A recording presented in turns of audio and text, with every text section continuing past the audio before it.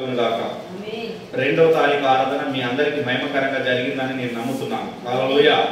అందును బట్టి దేవునికి మహిమ ఘనతలు కలుగును గాక. హల్లెలూయా.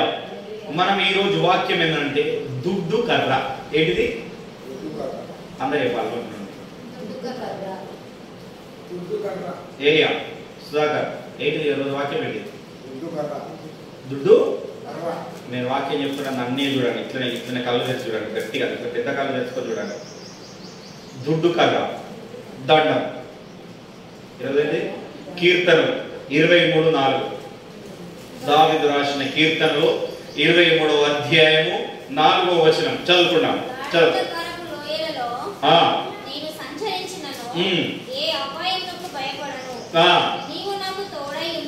నీవు నాకు తోడై ఉండువు, నీ దుడ్డు కర్రయు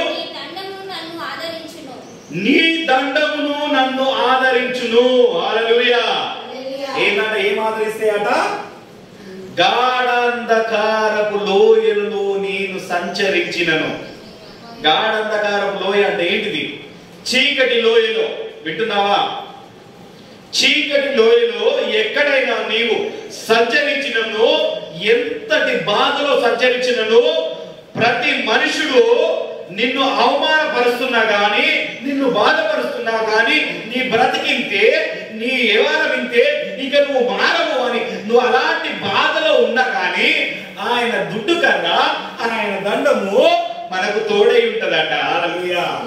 దుడ్డు కర్ర అనగా ఏమిటి అంటే రక్షణ. హల్లెలూయా. అధికారము, యుద్ధము, క్రమశిక్షణ. హల్లెలూయా. ఎన్ని చెప్పినా? 4 చెప్పినా. ఏంటిది? రక్షణ. చెప్పాలి అందరు, ఇట్లా చెప్పండి. ఇది రక్షణ, అధికారము, యుద్ధము, క్రమశిక్షణ. ఎన్ని? 4. అర్థమైనా? దుడ్డు కర్ర దండం అంటే ఈ 4 వస్తాయి. ఏమొస్తాయి? 4 వస్తాయి. ఈ దుడ్డు కర్ర వల్ల ఈ దావీదు ఏం చేశాడో మనం తెలుసుకున్నాం ఈరోజు. ఏం చేశాం? మొదటి సామ్యూయేలు 17వ అధ్యాయం 40వ వచనం చూడండి. అందరి మొదటి సామ్యూయేలు 17వ అధ్యాయం 40వ వచనం చదువుకున్నాం. తన కర్ర చేత పట్టుకొని ఏటి లోయలో నుండి 5 నున్నటి రాళ్లను ఏరుకొని తన యుద్ధనున్న చిక్కములో నుంచుకొని వడిసెను చేత పట్టుకొని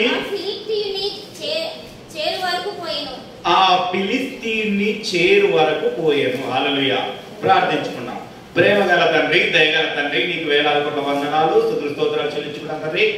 వాక్యం చెప్తుండగా తండ్రి, నాలో నుండి మీరు మాట్లాడండి తండ్రి. నీ ఆత్మలు మాత్రమే మీరు పెట్టండి తండ్రి. నీ మాటలు మాత్రమే పెట్టండి. వినగల చెవులు, గ్రహించగల మనసులు వీరికి దయచేయమని యేసు నామమున అడుగుచున్నాం తండ్రి. ఆమేన్. హల్లెలూయా. దావీదు ఏం చేస్తున్నాడు? ఒక దుడ్డు కర్రను పట్టుకొని. దుడ్డు కర్ర ఎందుకంటే చాలా మంది ఎందుకు వాడతారంటే సపోర్టింగ్ వాడతారు. అవునా కదా? పెద్ద మనుషులు అనుకో సపోర్టింగ్ వాడతారు. కొంతమంది అధికారికంగా వాడతారు. ఎవరైనా కర్ర మంచి కర్ర పట్టుకొని ఇట్లా వస్తున్నా అంటే ఆయన ఊరుకు పెద్ద మనుషులు, మంచి అధికారి అంటారు. అవునా కదా? అప్పుడు వెనకట బాగా వాడేది. అవునా? వాడేదా? స్టిక్. ఎప్పుడు కాలు ఎరిగిన వాళ్ళు, చేయి ఎరిగిన వాళ్ళు పట్టుకుంటారు సపోర్ట్. హల్లెలూయా. ఏం చేస్తున్నారు? కాళ్ళు ఎరిగిన వాళ్ళు, చేతులు ఎరిగిన వాళ్ళు, నడవలేని స్థితిలో ఉన్న వాళ్ళు. అవునా కదా? స్టిక్ పట్టుకునేది. అప్పుడు అధికారంగా ఉన్న వాళ్ళు పట్టుకునేది. అధికారులు, పోలీసులు ఉన్న అధికారులు, వాళ్ళ చేతిలో కర్ర ఉంటుంది. తెలుసా కదా? వాళ్ళ చేతిలో అధికారానికి గుర్తు వాళ్ళ చేతిలో కర్ర ఉన్నదంటే వాళ్ళు పోలీసులు. అవునా కదా? అర్థమవుతుందా కదా?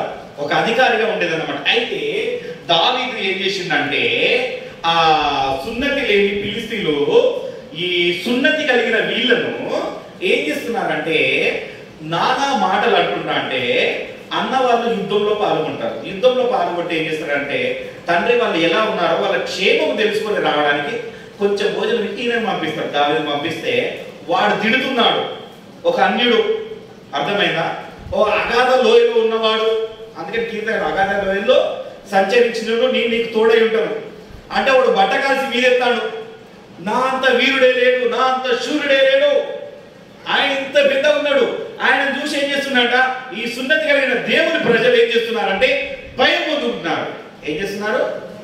మంచిగా వినాలి, చాలా బాగుంటుంది వాక్యం. ఎలా ఉంటుందంటే మనము ఒక స్థానంలో నిలబెడుతుంది వాక్యం. చూడండి, ఈ వాక్యాన్ని పట్టుకొని మీరు ఉండండి. మీరు బాగుపడకపోతే నేను దేనికంటే దానికంటే. హల్లెలూయా.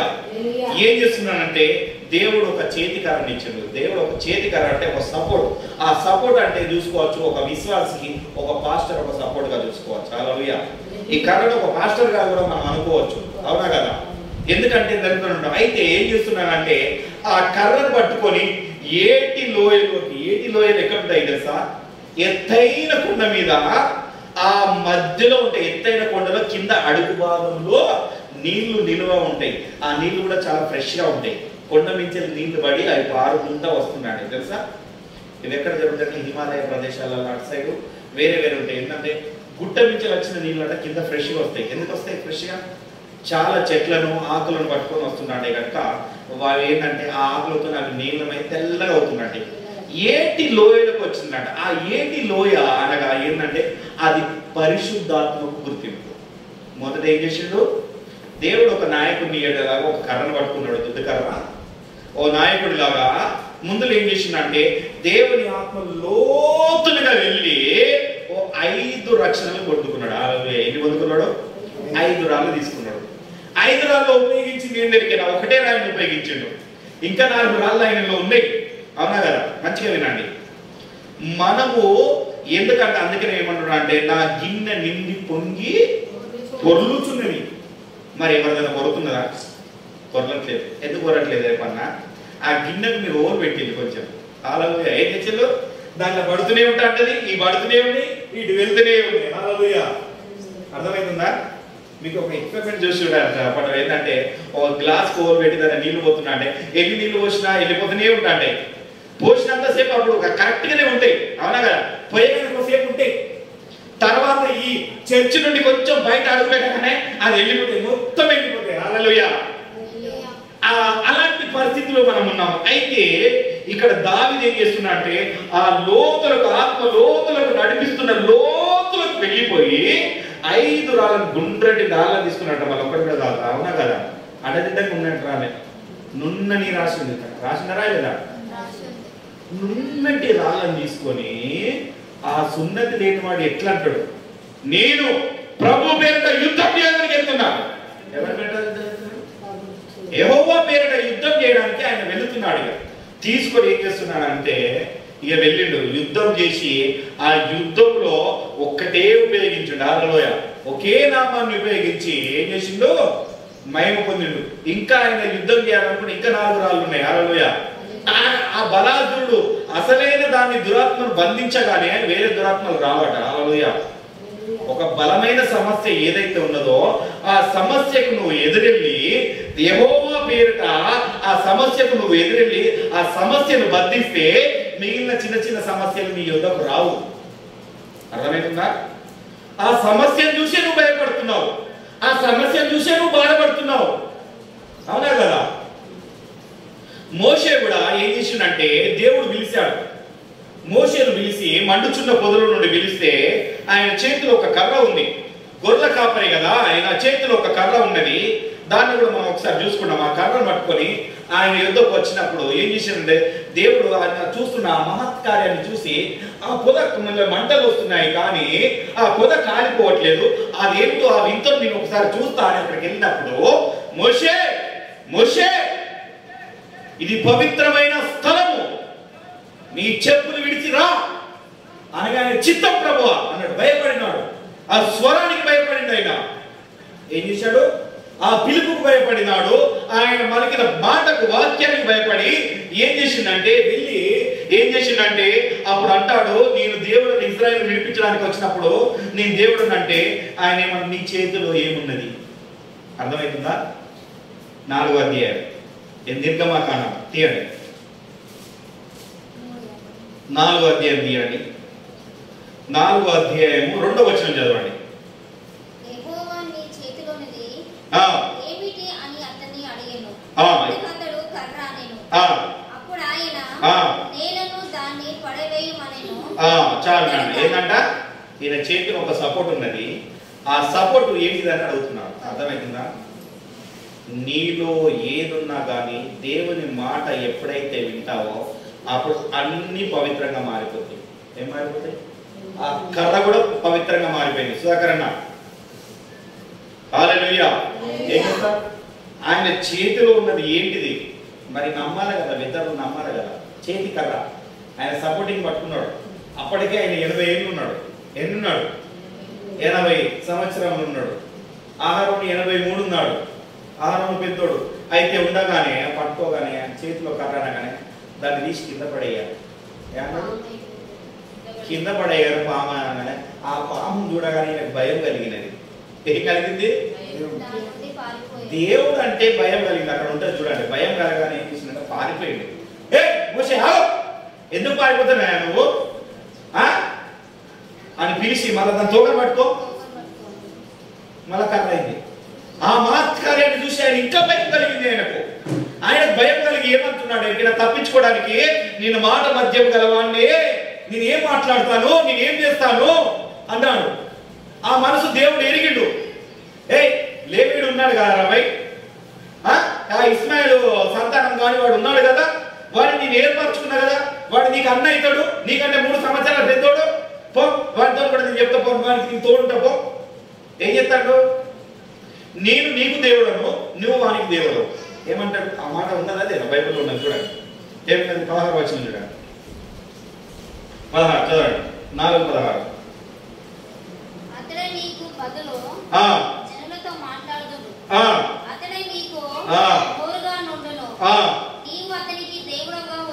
ఏమన్నారట? ఏమన్నారట?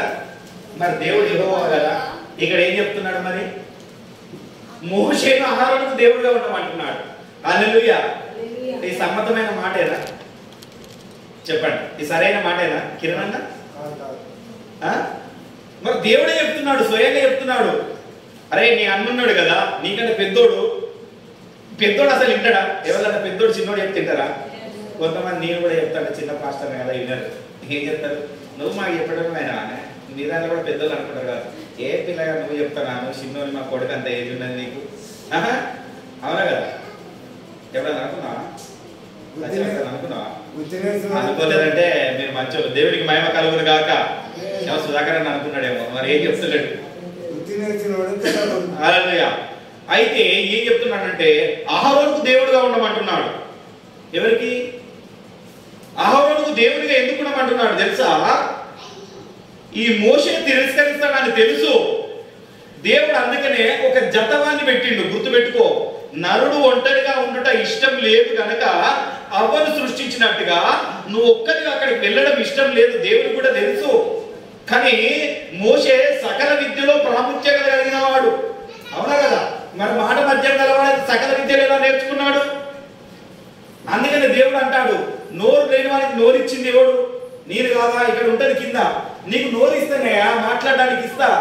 నువ్వు ఇంకా భయపడకుండా నీ ఏం మాట్లాడాలని నేర్పిస్తా అని చెప్పినా కానీ నువ్వు ఇంకొకరిని ఎన్నుకో. ఏమంటున్నాడు? ఇంకెవరినన్నా ఎన్నుకో, నా కర్ర పనికిరాదు. అరే నీకు నేను కర్ర ఇచ్చింది ఏంద్రా? నీ చేతి కర్ర నేను ఆశీర్వదించిన. ఏమైండు? ఆశీర్వదించిందా చేయలేదా?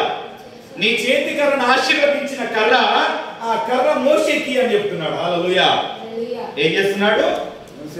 నీ కర్రను, మోషే కర్రను అహరోనుకి అని చెప్పినాడు. ఈ అహరోను అద్భుతాలు. మోషే ఏది చెప్తే అహరోను అదే చేస్తున్నాడు. హల్లెలూయా. అప్పుడు అహరోను కర్ర అయిపోయింది. మోషే కర్ర నుండి అహరోను కర్ర అయింది. అదే కదా నేను కూడా కోరుకున్నది. హల్లెలూయా. అందుకనే నేను ఇద్దరిని ఎన్నుకోవాలని చూశాను. హల్లెలూయా. ఏం చేశాను? మోషే దగ్గర ఉన్న కర్ర అహరోను కర్ర అయ్యి, అహరోను కర్ర అద్భుతాల మీద అద్భుతాలు చేస్తున్నది. ఏం చేస్తున్నది? ఫరో ముందట ఏదంటే అది చేస్తూనే ఉన్నది. ఫరో ముందర పాపం చేసింది, తెగులు తెప్పించింది, అన్ని తెప్పించింది. ఏం తెప్పించిందంటే అవన్నీ అద్భుతాలు చేస్తూనే ఉన్నది. ఎవరి కర్ర చేస్తున్నది? అహరోను కర్ర చేస్తున్నది. అహరోనుకు దేవుడు ఎవరున్నారు? మోషే దేవుడై ఉన్నాడు. మంచిగా ఉంటుంది అక్క, మంచిగా ఉన్నది. మీరు వస్తలేదు, మీరు ఫాలో అవుతలేదు. హల్లెలూయా. మోషేకి దేవుడై ఎవరున్నారు? యెహోవా అన్నాడు. అందుకనే మోషేతో ఏమని చెప్తున్నాడంటే, నువ్వు ఎవడని నేను అడిగినప్పుడు ఉన్నవాడను అనువాడను, అబ్రహాము, ఇసాకు, యాకోబుల దేవుడు అంటాడు. ఏమంటాడు? ఆ మాట ఉన్నదా లేదా చూడండి.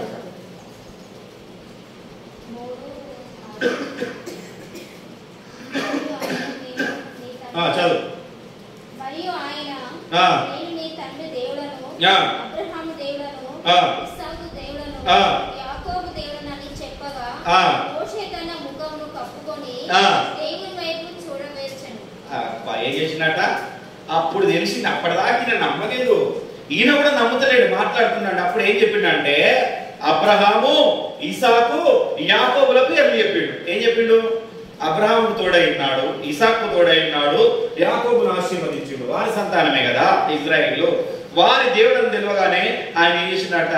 ఆయన మొహం చిన్న ముట్టుకొని ఇంకా భయం వేసింది. ఆయనకు ఇంకేం చెప్తాను, ఇంకా మనకూడతాను, ఇక గుర్తాను ఆయనకు. ఆయన చెప్పిన మాట ఇప్పుడు శ్రద్ధగా వింటాడుగా. లేదా ఇంత ఎప్పటిదాకా ఏం చేసిండు? అదో మాట ఇదో మాట అన్నాడు కదా, ఇప్పుడు ఏం చేస్తాడు? శ్రద్ధగా వింటాడుగా. వామ్మో నిజంగా దేవుడు వచ్చిన ప్రభు ఇక్కడికి, ఇక నేను ఏం చేస్తాడు అన్న భయం వీళ్ళకు కలిగిందా కలగలేదగా. కానీ మనుషులమైన మనకు మాత్రము కలగట్లేదు. హల్లెలూయా, హల్లెలూయా. అయితే 7వ అధ్యాయం 9-10 వచనంలో ఏమైతుందంటే అహరోను ఏం చేస్తున్నాడంటే ఇక అహరోనే కార్యాలు అద్భుతాలు చేస్తున్నాడు. మోషే పక్కన ఉన్నాడు, అహరోను కార్యం చేస్తున్నాడు. ఏం చేస్తున్నాడు? మోషే పక్కన ఉన్నాడు, అహరోను కార్యం చేస్తున్నాడు. వీరిద్దరికి నిర్ధారణ ఏం చేస్తున్నాడు? దేవుడు ఏది చెప్తే అది చేస్తున్నాడు. అవునా కదా? చేస్తున్నాడా లేదా? అహరోనే నేను పెద్దవాడిని, నువ్వు చెప్పినట్టు నేను చేస్తానా అన్నాడా? అన్నాడా? ఎందుకు నిద్ర అవుతాను? మొహం కట్టుకుంటారు, బయటకు కడతారు. ఏం చెప్తారు? అన్నాడా? అనలేదు. ప్రతి కార్యము ఏదైతే మోషే చెబుతున్నాడో అహరోను అదే చెప్తున్నాడు. మోషే ఇంటి నుండి బయలుదేరినప్పుడు ఇంతకంటే ముందు ఏం ఇచ్చినంటే మోషే ఎప్పుడైతే వాళ్ళ మామగారితో చెప్పి వాళ్ళ భార్య పిల్లలను తీసుకొని బయలుదేరుతూ వస్తున్నాడో అహరోను దగ్గరికి వెళ్ళి దేవుడు మాట్లాడుతున్నాడు. ఎదుగో నీకు అప్పుడు వస్తున్నాడు, వెళ్ళి ఎదుర్కో. అయితే ఎదురెళ్ళి కలుసుకో అని చెప్తున్నాడు. ఇక ఇద్దరిని జత చేస్తాడు. ఇక ఇద్దరిని జత చేసి ఏం చేసినాడే ఇద్దరి ద్వారా కార్యములు చేస్తూనే ఉన్నాడు. చేస్తున్నప్పుడు వీళ్ళకంతా ఏం చేస్తారంటే కొంతమంది కర్ర చిగురించగానే ఏం చేస్తారంటే పాస్టర్ దగ్గర నుండి అన్ని తెలుసుకుంటారు. అన్ని తెలుసుకున్నామంటే కొంచెం వాక్యం తెలియగానే ఏం చేస్తారంటే సనుక్కోవడం, గునుక్కోవడం చేస్తారు. ఏం చెప్తారు? నువ్వు మాకు చెప్పేటోడు అయినా అన్నా. ఇక ఏం చెప్తానంటే 12 గోత్రములు కూడా ఏమైనాయి? సనుక్కుంటున్నాయి, సరుకొని గునుక్కుంటున్నాయి. ఈ మాట ఎక్కడ ఉంటుంది? సంఖ్యాకాండం 17వ అధ్యాయం తీయండి, మంచిగా వినాలి. కర్ర ఏం చెప్పినా నేను? దుడ్డు కర్ర వింటానా? ఏం చెప్పినా? దుడ్డు కర్ర దండం. దుడ్డు కర్ర దండం అంటే ఏం చెప్పినా చెప్పాలి? రక్షణ, అధికారము, యుద్ధము, క్రమశిక్షణ. మీరు నన్ను ఫాలో అవుతలేరు, అట్లయితే దీన్ని బట్టి నన్ను ఫాలో అవుతలేరు. 17వ అధ్యాయం. అయితే ఏం చేస్తున్నాడంటే ఇక దేవుడు వాళ్ళ తీసుకెళ్ళాడు, అద్భుత కార్యాలు చేస్తున్నాడు, అన్ని చేస్తున్నాడు, అన్ని చూస్తున్నారు. ఏం చేస్తున్నారు? అన్ని కార్యాలు చూసిండు, మా దేవుడే మమ్మల్ని తీసుకొచ్చిండు అన్న వీళ్ళకి సంతోషం ఉన్నది, అన్ని ఉన్నాయి. కానీ ఇక ఏం చెప్తున్నారంటే మోషే ఆహారంల మీద సనుక్కోవడం తెరిచింది. ఇక ఏం చేసిండు? కొంచెం వాక్యం తెలిసింది కదా, కొంచెం తెలియగానే కొంతమందికి ఎగ్జైట్మెంట్ బాగా తెలుస్తుంది. ఇక కొంచెం ఒక అద్భుతం జరగానే, ఎవరికైనా విశ్వాసకి ప్రార్థన చేస్తే మన అద్భుతం జరగానే వాళ్ళ నుండి ఎగ్జైట్మెంట్ వస్తుంది కదా. ఆ ఎగ్జైట్మెంట్ ఆపుకోలేక మొత్తం ఇక నేనే అన్నది చేస్తాడు. ఇక హల్లెలూయా. ఏం చెప్తారంటే ఒక మంచి విచిత్రమైన ఒక మాట చెప్తాను. ఒక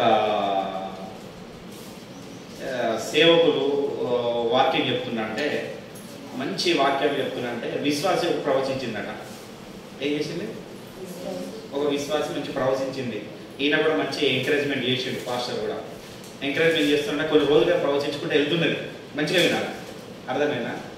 కర్ర ఎవరు? ఆ ప్రవచనాలు వచ్చి ఎక్కడ వచ్చినాయి? ఇంతకుముందు చెప్పిన కర్ర అంటే పాస్టర్ అని చెప్పిన కదా. ఆ కర్ర ఎవరిది? మొదట పాస్టర్ దగ్గర ఉండే కదా వాళ్ళు పొందుకున్నది. అవునా కదా? పాస్టర్ లేకుండా నువ్వు పొందుకోలే కదా. ఆ ఏటిలోకి దిగలే కదా. దానిది ఏం చేసిండు? ఆ కర్రను పట్టుకుని 7 లోయలకు దిగింది కదా. దిగిటా దిగలేదా? 7 లోయలకు దిగి 5 రాళ్ళను తీసుకున్నాడు కదా. ఆ పరిశుద్ధాత్మలో దిగి ఆ పరిశుద్ధాత్మను నువ్వు పొందుకోవాలంటే దానికి ఒకరు ఉండాలి కదా. అందుకనే మోషే ఒక్కడి వల్ల కాదని దేవుడికి కూడా తెలుసు. మోషే వల్ల కాదని, ఒక్కడి వల్ల కాదని దేవుడికి కూడా తెలుసు. కాబట్టి అహరోను జతపరిచిండు. అవునా కదా? జతపరిచి వీళ్ళని తీసుకొస్తున్నాడు, అహరోనికి ఇచ్చిండు. ఈయన కర్ర తీసి నీవు నాకు ఎందుకు దేవుడై ఉండమన్నాడు అంటే, ఆ కర్ర దేవుడే ఎవరైతే ఆశీర్వదించిన ఆ కర్ర ఉందో నీ చేతి కర్రను మోషేకి ఏమన్నాడు? ఉన్నదా లేదా సార్? బైబిల్లో చూసుకున్నాం, ఉన్నదా లేదా చూసుకున్నాం. ఓకేనా? తెలుగు ఇక్కడనే ఉంది కదా, 16 చూడ. ఈ కర్రను చేత పట్టుకొని దాన్ని ఆ సూచక క్రియలు చేయవలనని చెప్పాడు. ఏం చెప్ప చూసినదు లేదా? 4 నిర్గమకాండం 4:16-17.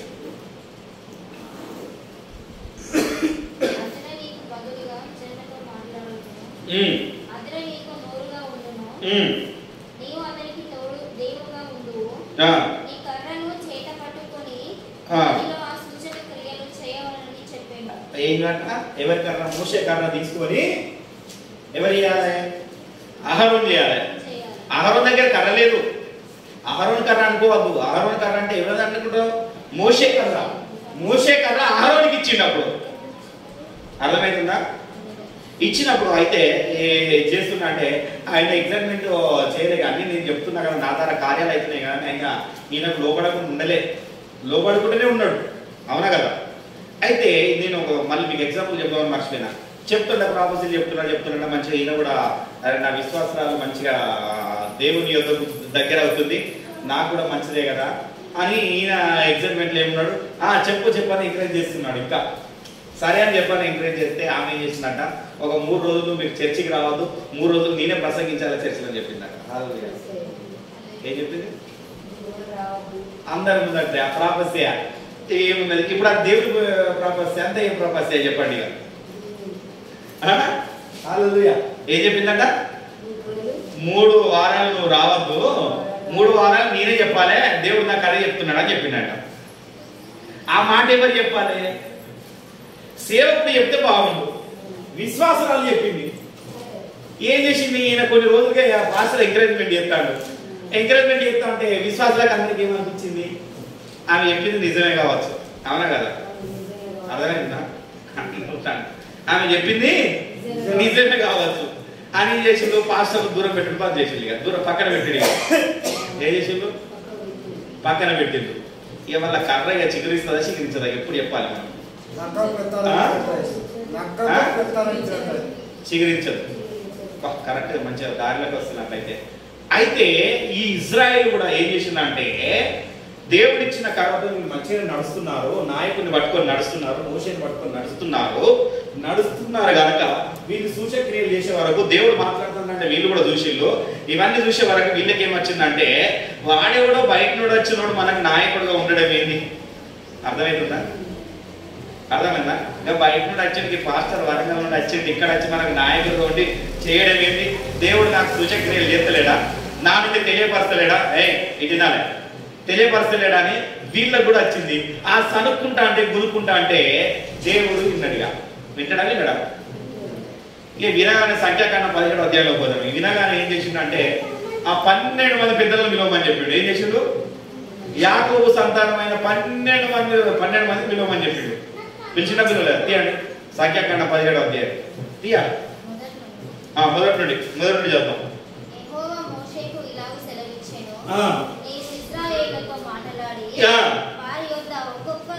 ఒక్కొక్క పితరుల కుటుంబములకు ఒక్కొక్క కర్రగా అనగా వారి ప్రధానులందరి యొక్క వారి వారి పితరుల కుటుంబముల చొప్పున 12 కర్రలను తీసుకొని ఎన్ని కర్రలు? ఎన్ని కర్రలు ఉన్నా? 12 కర్రలు తీసుకోవాలి. మరి 12 మందే కదా. ఇక లేవీలు ఉన్నారు. అందుకనే దేవుడు ఏం చేసిండంటే లేవీలను ప్రత్యేకంగా పెట్టాడు. వాళ్ళు ఏర్పరచుకున్నాడు. వాళ్ళు మందసం మోషిళ్ళు, వాళ్ళ అన్యులు, వాళ్ళని ఏం చేసిండంటే మన జాతి అనుకోవాలి, అన్య జాతి. అవునా కదా? వాళ్ళు సేవకులు చేసిండు, వాళ్ళు పక్కన పెట్టేసి ఏం చేసిండంటే లేవీల సత్తానికి 13వ కర్ర కూడా పెట్టించాడు. చదువునా ఇంకా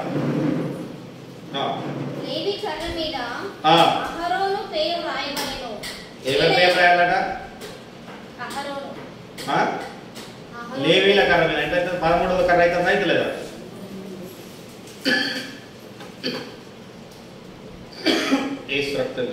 ఒక పాట. నీవు చేసిన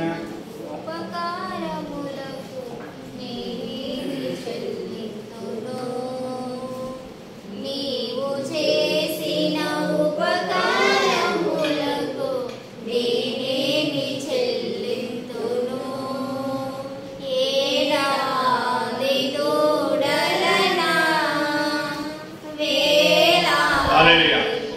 అయితే ఈ 13వ కర్ర లేవీల కర్రకు అహరోను పేరు రాశాడు. అహరోను వాళ్ళ పెద్ద అన్నమాట. అప్పుడు ఎవరు పెద్ద? అహరోను కర్ర పేరు రాసి అవి ఏం చేసిండు అంటే దేవుని మందసం దగ్గర పెట్టేసిండు. హల్లెలూయా. దేవుని దగ్గర పెట్టి రేపు ఏ కర్ర మాత్రం చిగురిస్తుందో వాళ్ళే మీకు నాయకుడు. ఎంతమంది అర్థమైంది? అప్పుడు రేపు ఏ కర్ర చిగురిస్తుందో వాళ్ళే ఇక మిమ్మల్ని నాయకుడు, మిమ్మల్ని నడిపించేవాడు. అర్థమైందా కాలేదు? ఏం చేస్తాడు? వీళ్ళు అనుకుంటాను కొనుక్కుంటాను. నేను దేవుడు ఇచ్చిన కర్ర పట్టుకొని నేను వచ్చిన మోసే అనుకుంటాడు. దేవుడు ఇచ్చిన కర్ర పట్టుకొని అయితే నేను వచ్చిన. నేను ఇంత చెప్పినా కానీ వీళ్ళు ఇంటలేరు, ఇంత భ్రష్టపడిపోతున్నారు. ఇన్ని తెలిసినా వీళ్ళు ఇలా చేస్తున్నారు. ఇన్ని కార్యాలు, ఇన్ని అద్భుతాలు ఇన్ని దూషిళ్ళు అయినా వీళ్ళు సనుక్కోవడం, గునుక్కోవడము, సరైన సమయంలో పాటించకపోవడం చేస్తున్నారు. ఇక ఏం చేద్దామని లాస్ట్ ఫైనల్ ఒక రాయేసేసింది. ఇక ఏం చేసిండు? దేవుడి వద్దకు పోయి విచారించగానే దేవుడు చెప్పేసిండు, వాళ్ళ 12 మంది పెద్దల విలువ, 12 పెద్దల పేర్లు రాయి దాని మీద, 12 కర్రలు తీసుకో. ఈ లేవీలు ఉన్నారే, ఈ పనికిరాని వాళ్ళు ఉన్నారా, వీళ్ళు వాళ్ళ కింద పనిచేస్తున్నారు. ఎవరి కింద పనిచేస్తున్నారు? ఇజ్రాయేల్ కింద పనిచేసేవాడు లేవీలు. ఆ లేవీలకు అహరోను పేరు రాయి. ఎవరి పేరు రాయి? నేను ఏర్పరచుకున్న అహరోను పేరు రాసి 13వ కర్ర కూడా వాళ్ళకి పెట్టు. ఎందుకంటే అహరోను వీళ్ళు మెచ్చుకోవట్లేదు కదా, ఈ లేవీలను వీళ్ళు దగ్గర రానియత్తలేరు కదా, వీళ్ళు ఎందుకు పనికిరాని వాళ్ళని చూస్తున్నాడు కదా, సమాజంలో నిన్ను కూడా పనికిరాని వాళ్ళని చూస్తున్నారు కదా. అవునా కదా? చూస్తున్నారా చూస్తలేరా? కొంతమంది అయితే మంచి జాబ్ చేస్తున్నాం, పైసలు ఉన్నాయి, ఫుల్ ఉన్నాయి, ఇల్లు కట్టుకున్నాం, కార్ తీసుకున్నాం, ఇష్టం వచ్చి ఉన్నాం, మంచి పొలాలు అన్ని బాగున్నాయి, నాకేం తక్కువ రా భయ్, ఇట్లా వేసుకొని తిరుగుతారు. నాకేం తక్కువ? అవునా కదా? తిరుగుతారు తిరిగారా? వాడికి ఏమున్నాయి కదా, ఉద్యోగం లేదు, పని చేసి వృత్తే చేస్తే కారు పూజ చేసుకుంటారు. వాడారా భయ్, నాకు సలాం చెప్పాలి. ఏం చెప్పాలా? సలాం చెప్పాలి. వాడితో మనకి ఏం అవసరం అన్నట్టుగా చీప్గా చూస్తారు. వీళ్ళు కూడా ఆ విధంగా చూసిళ్ళు. దేవుడు మమ్మల్ని ఏర్పరచుకున్నాడా? మా దేవుడు అబ్రహాము, మోషే, ఎవరట? అబ్రహాము, ఇసాకు, యాకోబు దేవుడు మా దేవుడు. మా దేవుడు మమ్మల్ని తీసుకొచ్చిండు. మీ పెత్తనం ఏందా? మా ఊరికి వచ్చి నీ పెత్తనం ఏంది? అవునా కదా? అర్థమవుతుందా? అర్థమవుతుందని చెప్పేది. మా ఊరికి వచ్చి నీ పెత్తనం ఏంది? తీసుకొచ్చింది కదా. ఆయన వరకు దేవుని దగ్గర పోయి విచారించగానే వాళ్ళకు కూడా సమ్మతం అనిపించింది. ఏమనిపించింది? ఇక మాట్లాడతారా? సమ్మతం అనిపించింది. కానీ ఎవరికి అరచి గురించిందంట? ఒకసారి ఎవరికి అరచి గురించింది? చదవండి. 5 నుండి చదవండి. 5 నుండి.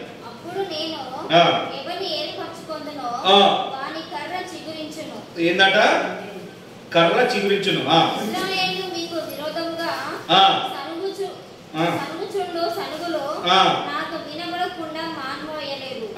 కాబట్టి మోషే ఇశ్రాయేలుతో చెప్పగా వారి ప్రధానులందరూ తమ తమ పితరుల కుటుంబములలో మరునాడు మోషే సాక్ష్యపు గుడారంలోకి వెళ్ళి చూడగా లేవి కుటుంబముదైన అహరోను కర్ర చిగురించి ఉండెను. అది చిగిర్చి పువ్వులా పూసి బాదము పండ్లు కలదాయెను. హల్లెలూయా. చప్పట్లు కొట్టాలి అందరూ. గట్టిగా కొట్టాలి. గట్టిగా వినబడలేదు నాకు. ఏంటంట?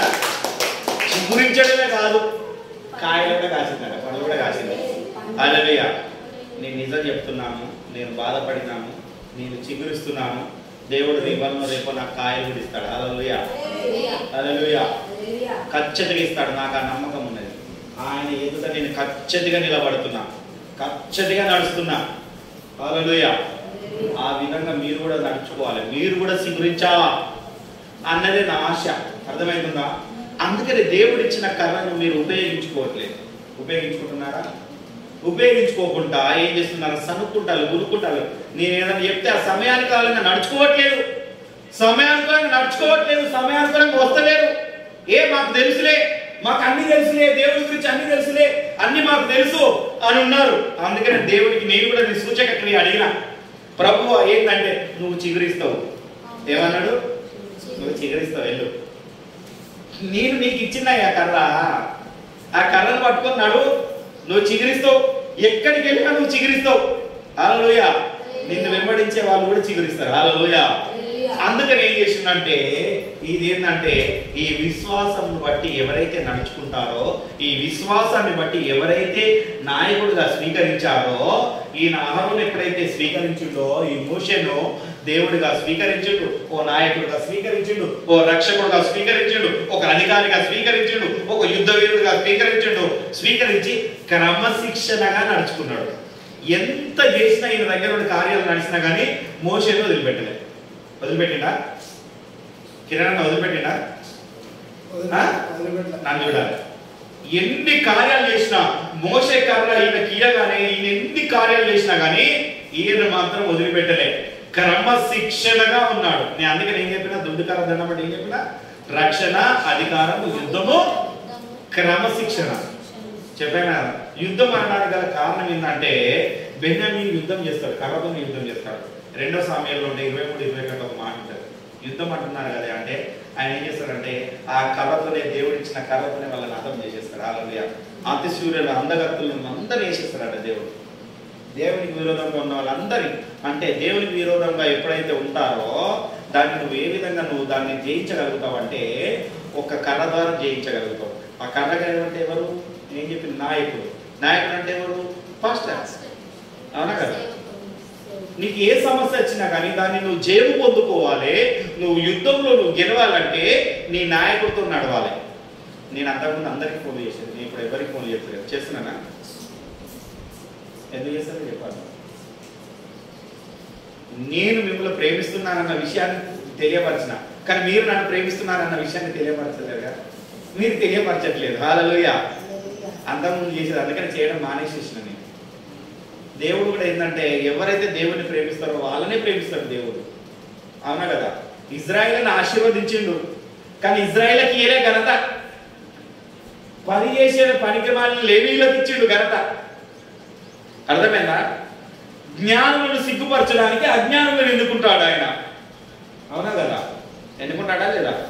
యేసుక్రీస్తు ఏ పాండిత్యం చేశాడు? నువ్వు ఎక్కడ చదువుకున్నావయ్యా?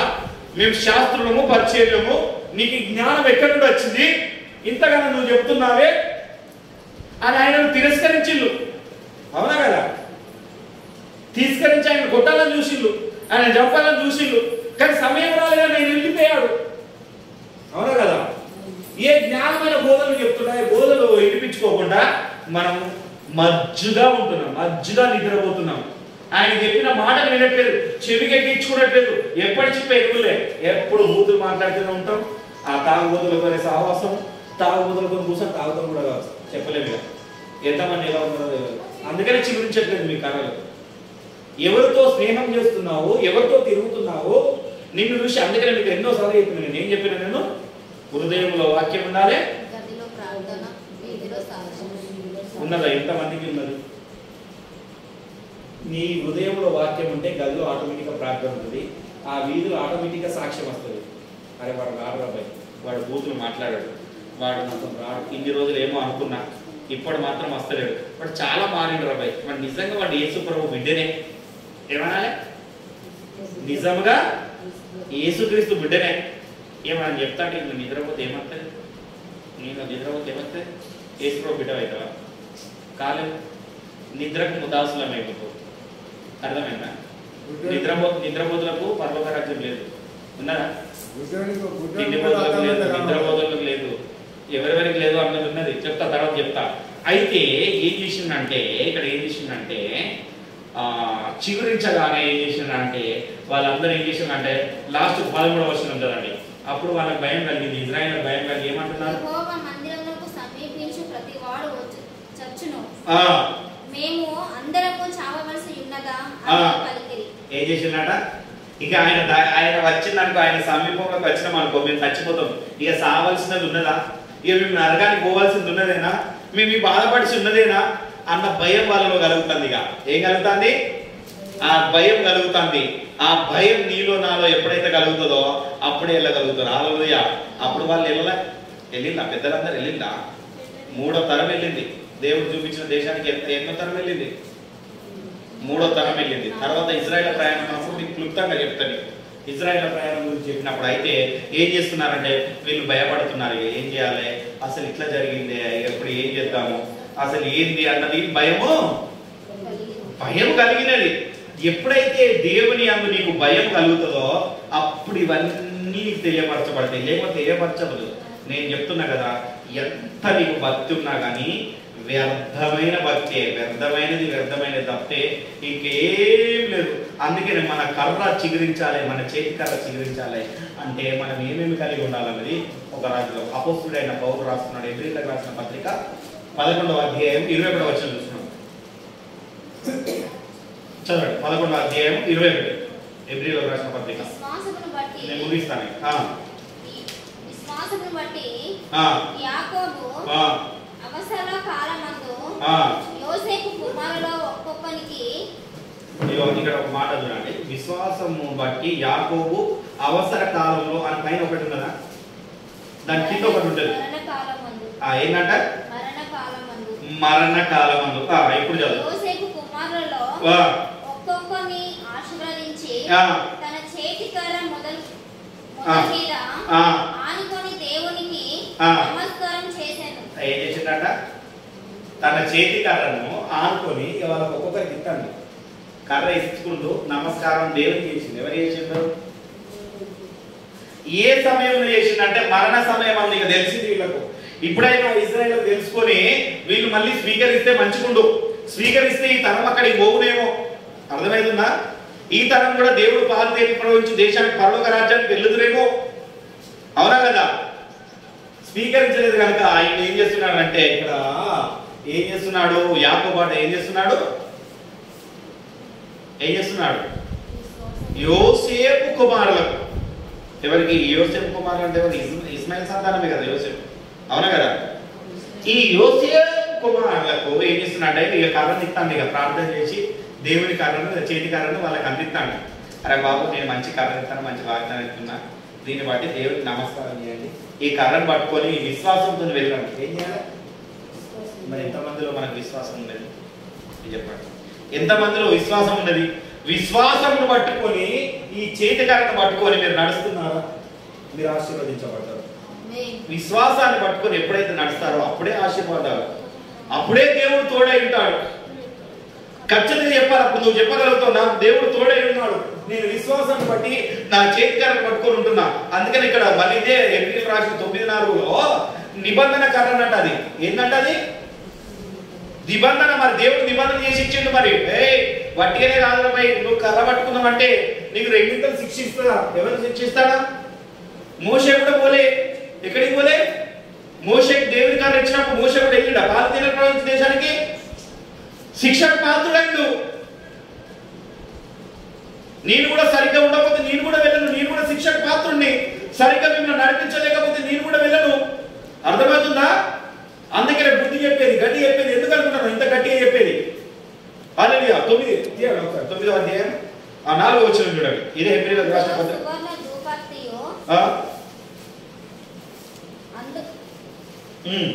అందులో ధూప ప్రాప్తియు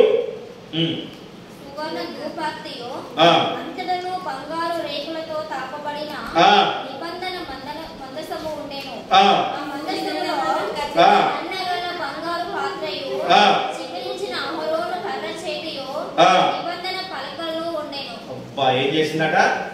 చిగురించిన అహరోను కర్ర, నిబంధన పలక ఉన్నది. దేవుని నిబంధన పలక ఏంటంటే విశ్వాసం. అమ్మ మాట్లాడదు. విశ్వాసంలో ఎప్పుడైతే చిగురించిన ఆ దేవుని అహరోను కర్రను అయితే ఎప్పుడైతే పట్టుకొని నువ్వు ముందుకు వెళ్తావో అప్పుడే నువ్వు ఆశీర్వదించబడతావు, అప్పుడే నువ్వు దీవించబడతావు. నీ విశ్వాసాన్ని బట్టి ఎప్పుడైతే అప్పుడే నీకు బంగారు కవచం ఇస్తాడు దేవుడు. హల్లెలూయా. ఏది నేను ముట్టుకోదు. నువ్వు ఎంత శ్రమ పొందినా, ఎంత ఇరుకుల ఇబ్బందులు ఉన్నా కానీ తర్వాత నీకు ఏమి కాదు. అవునా కదా? ఎందుకంటే నువ్వు చిగురించి ఉన్నావు. చిగురించిన కర్ర మందసము ఆయన ఏం చేసిండు? చిగురించినది. ఎందుకంటే ఆయన నిబంధన. నువ్వు చిగురించవలసిందే, ఇక మళ్ళీ ఎండిపోవలసింది కాదు. అర్థమవుతుందా?